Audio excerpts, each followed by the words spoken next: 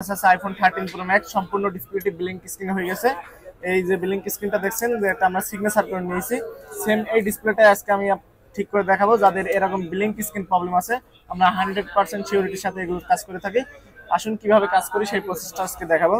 এই দেখেন, দেখার আগে এই যে সিগনেচার আমি ডিসপ্লেটা ওকে করার পরে এই সিগনেচারটা খেয়াল রাখবেন, ঠিক আছে?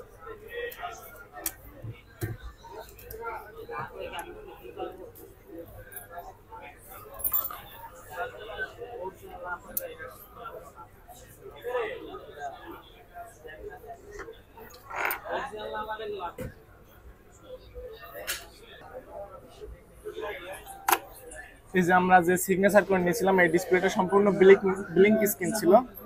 এখন এই ডিসপ্লেটা আমরা কাজ করেছি, আগে ব্লিঙ্ক স্ক্রিন ছিল। আসুন কিভাবে যখন আমরা চেক দেব। কাজ আমাদের কমপ্লিট হয়ে গেছে।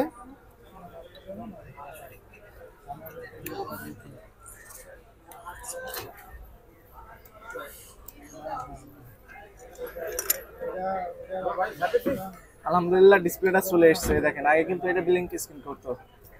এই যে সেম যে সিগনেচার,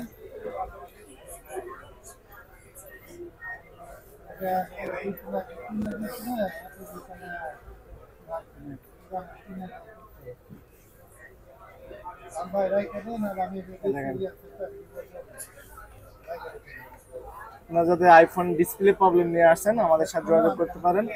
আমাদের ফোন যদি ইনটেক থাকে আপনার, আমরা 99% সিওরিটির সাথে আমরা এই কাজগুলো করে দিয়ে থাকি। Thank you.